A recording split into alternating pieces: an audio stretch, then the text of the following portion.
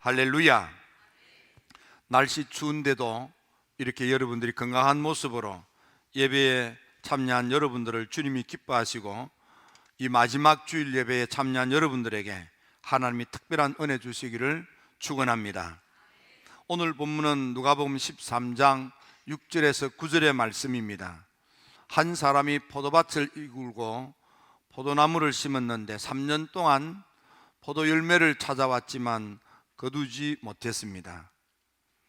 3년째 다시 왔을 때에 포도밭을 일구는 포도원지기가 주인님, 금년 1년만 더 봐주세요. 그러면 두릅하고 거름을 주고 제가 잘 살펴서 열매를 맺을 수 있도록 마지막 한번 해보겠습니다. 그래도 열매가 맺히지 않으면 그때는 찍어버려도 제가 받아들이겠습니다. 이런 이야기입니다. 여러분, 지난 1년 동안 우리가 어떤 열매를 맺었다고 생각됩니까? 마지막 금년도 주일 예배를 드리면서 지난 1년 동안 내가 얼마나 에베소서 5장 16절의 말씀처럼 세월을 아끼며 하나님이 주신 한 번밖에 없는 1년이라는 생명의 기간을 어떤 열매를 맺고 살았다고 여겨지십니까? 얼마나 1년이라고 하는 일생에 한 번밖에 없는 이 기간을 어디에 사용하다가 오늘 마지막 주일을 맞이했습니까? 우리는 이런 질문을 하면서 다가오는 새해를 어떻게 맞이할 준비를 할 것인가도 함께 생각해 보고자 하는 것입니다. 그렇다면 지난 1년 동안 여러분, 우리가 얼마나 하나님을 찾았습니까? 하나님을 찾는다는 것은 제단 하나님을 위하여 단을 쌓는 것을 말합니다. 여러분들이 얼마나 예배 생활에 전심하고 전력했습니까?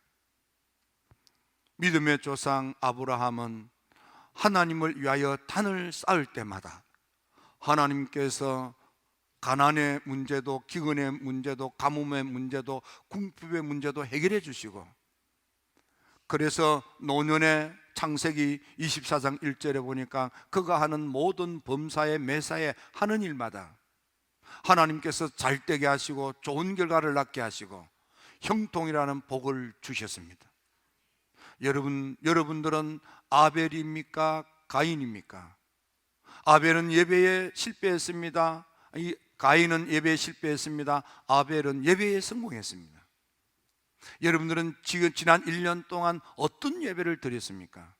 가인같이 실패하는 예배자입니까? 아벨처럼 성공하는 예배자입니까? 또 여러분들은 얼마나 많이 예배를 드렸습니까? 썬데이 그리스도인은 아닙니까? 올데이 그리스찬이 되어야 합니다. 주일 대회만 참석하고 저녁 예배 나몰라라, 수요 예배 나몰라라, 새벽기도 나몰라라 혹 그러지는 않았습니까? 여러분들은 얼마나 하나님을 찾고 하나님께 예배를 드렸습니까? 예배는 드리는 것입니다. 여러분, 지난 1년 동안 하나님께 무엇을 드렸습니까? 여러분들 하나님이 주신 그 많은 것들 가운데 무엇으로 하나님께 드리며 제단을 쌓았습니까? 믿음의 조상 아브라함은 이삭을 하나님께 드립니다. 여러분들은 뭘 드립니까? 다윗은 하나님으로부터 받은 축복 가운데에서 하나님의 성전 건축을 위하여 엄청난 큰 금액을 드립니다. 여러분들은 무엇으로 하나님께 드립니까? 동방 박사는 먼 길을 마다 않고 찾아와서 황금을 드립니다. 유황을 드립니다. 모략을 드립니다. 가난하고 춥고 배고팠던 목자들은 없는 중에도 와서 경배를 드립니다. 찬양을 드립니다. 7 귀신에 들려 몸이 만신창이가 되었던 가련한 여인 마리아는 주님을 만나 고침을 받고 강건하고 경건한 여인이 된 후 그는 가장 귀한 옥합을 깨뜨리며 주님께 드립니다. 여러분들은 무엇으로 주님께 예배를 드립니까? 안디옥 교회 교인들은 비로소 그리스도인이라는 그런 호칭을 듣게 됩니다. 그리스도인이란 그리스도의 사람이라는 뜻도 있지만, 그리스도를 위해서라면 아까울 것이 없는 사람, 그리스도를 위해서라면 죽을 수도 있는 사람, 그런 뜻입니다. 여러분들은 주님을 위해서 아까움 없이 무엇을 바치고 드리고 섬겼습니까? 이를테면은 우리 교회가 너무 좋은 땅을 마련하고 너무 유용한 건물을 가졌습니다. 약 6천여 평의 땅을 갖고 4천여 평의 그런 건물을 가졌습니다. 그럴 때 여러분들이 건축헌금을 몇 평이나 했습니까? 예배는 드리는 것입니다. 우리가 그리스도인이라고 할 때 무엇을 드렸습니까? 웨슬리 목사님은 말합니다. 은혜 받았다고 아무리 낫대도 하나님께 드리는 헌금 생활이 없으면 절대로 교회에 중직이 되어서는 안 된다.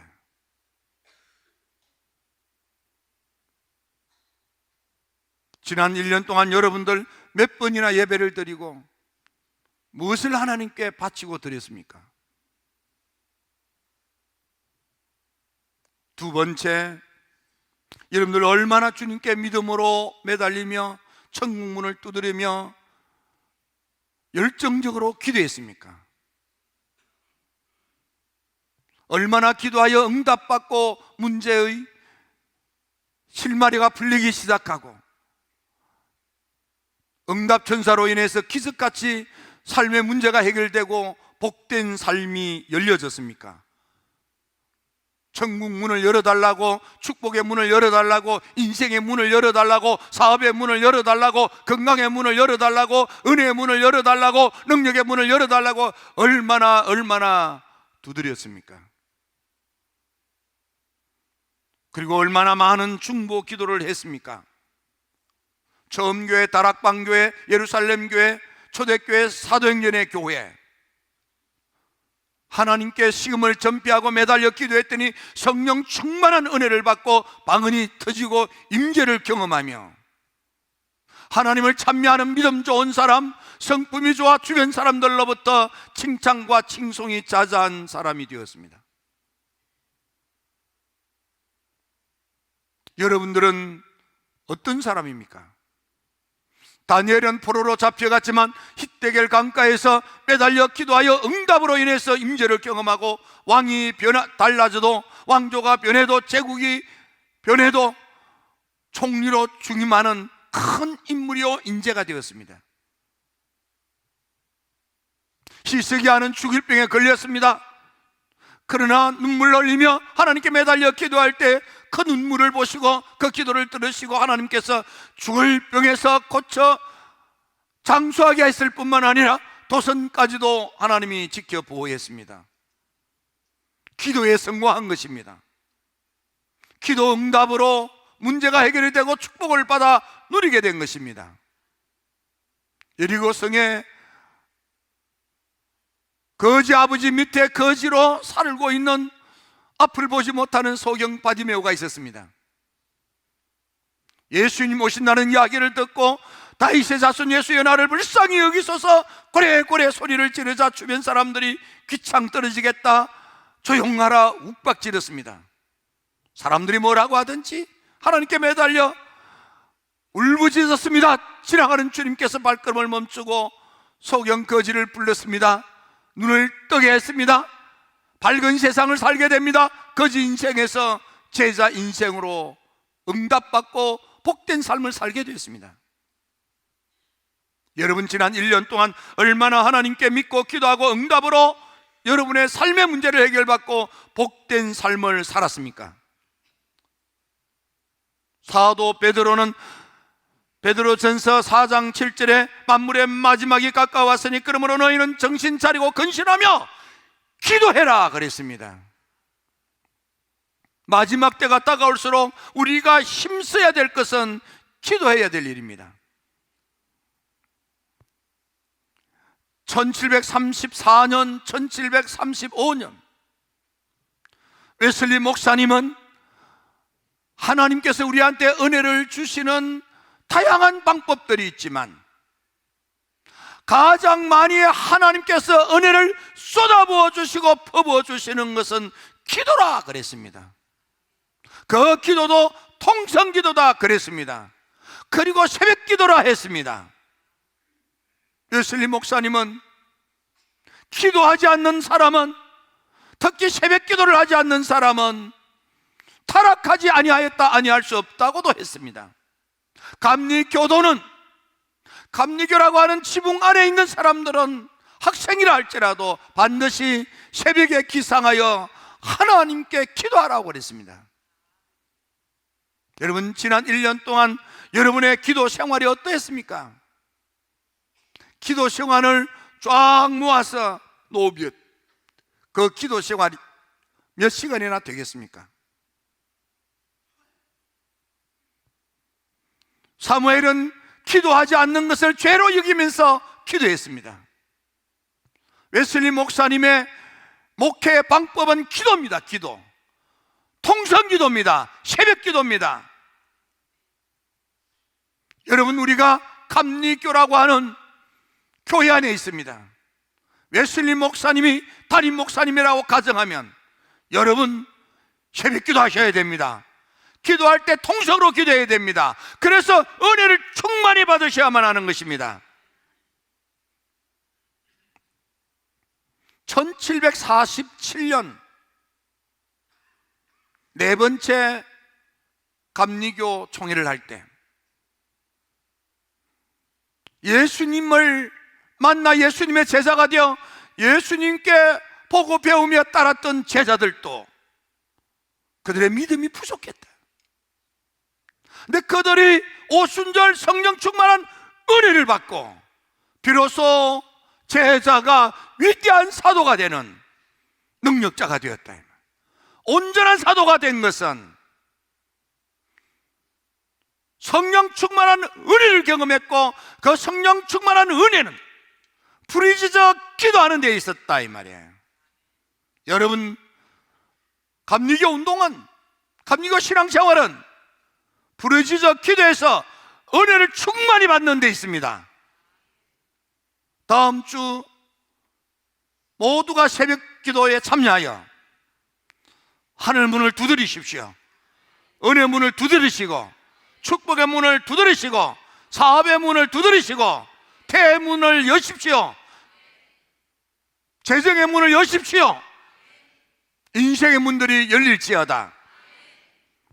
세 번째, 얼마나 말씀을 먹고 영이 살쪘습니까? 얼마나 말씀으로 무장했고 말씀의 열매, 말씀대로 살았습니까? 마태복음 4장 4절에 예수님께서 사람이 떡으로만 살 것이 아니요 하나님의 입으로 나오는 모든 말씀으로 살 것이라고 했습니다. 말씀 생활은 먼저 말씀을 읽어야 합니다. 지난 1년 동안 여러분 하나님의 말씀을 얼마나 읽었습니까? 그리고 그 말씀을 얼마나 마음에 담았고 그 말씀대로 살려고 애를 썼습니까? 시편 119편 148절에 보니까 주의 말씀을 조용히 엎드리려고 내가 새벽녘에 눈을 떴나이다.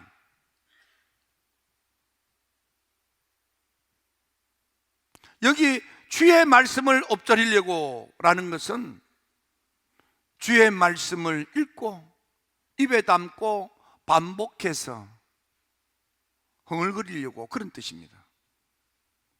우리 교회에 염소가 셋이 있습니다. 까만 것 둘, 누른 것 하나. 어떤 분이 감독님 우리 염소 귀한 염소가 있대요. 누른 염소 처음 봤던 모양이야. 값 똑같아요. 그러니 이 녀석들이 가끔씩 보면 나한테 인사를 하고는 자기 혼자서 뭘 묻고 있어요. 셋 다. 그래서 야, 너 껌 씹냐? 그러니까 아니래. 먹었던 음식을 되새김질하는 거예요. 바로 말씀을 되새김질하기 위해서 새벽마다 일어나서 말씀을 읽고 마음에 담는 거예요. 웨슬리 목사님 감리교도는 한 책의 사람이다. 그 책을 뜯어먹고 사는 좀벌레 같은 사람, 성경을 뜯어먹고 사는 성경 좀벌레가 감리교도라 그랬습니다. 여러분, 지난 1년 동안 얼마나 하나님의 말씀을 읽었습니까? 마음에 담았습니까? 말씀대로 살려고 노력을 했습니까? 1744년도 첫 번째 감리교회를 결성합니다. 감리교 왜 존재하느냐? 감리교 왜 있어야 되느냐? 뭐 하자고 우리가 감리회를 조직하느냐? 첫 번째 총회 때 복음에 걸맞지 않는 모든 것을 몰아내려고, 은혜 받은 성도들이, 말씀을 받은 성도들이 말씀에 합당하지 않는, 말씀에 어긋나는 것을 내게서 추방하려고, 그걸 우리가 서로 도와가면서 서로 격려하면서 말씀에 어긋나는, 복음에 어긋나는 것을 버리기로 몰아낸다 그랬습니다. 펄지한다 그랬습니다. 남김없이 깡그리 다 없애버리려고, 복음에 합당한 자가 되기 위해서, 말씀대로 살기 위해서 서로 힘을 모으려고, 그래서 감리교를 만든다 이 말이에요.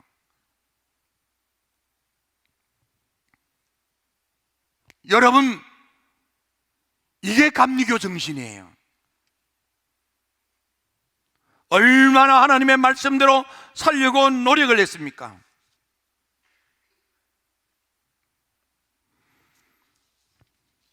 네 번째로, 모든 구원받은 성도들은, 믿음을 가진 성도들은 반드시 해야 될 사명이 있는데, 구원의 사명입니다.